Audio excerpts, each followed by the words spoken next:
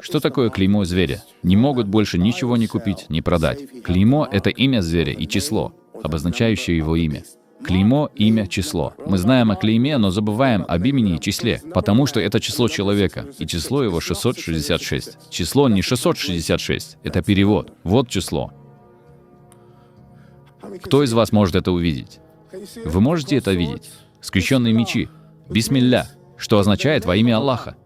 И, кстати, когда они идут на джихад, они надевают это на лоб. Видите, они носят это на своих лбах. Вот что он увидел. Это было на арамейском. Библия была написана на арамейском, а не на английском.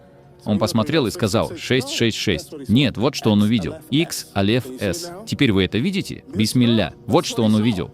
Имя зверя. Бисмилля. Во имя Аллаха. Когда я увидел этот символ, я подумал, Боже мой, если вас это не шокирует, то я не знаю, что может шокировать. О, Господь!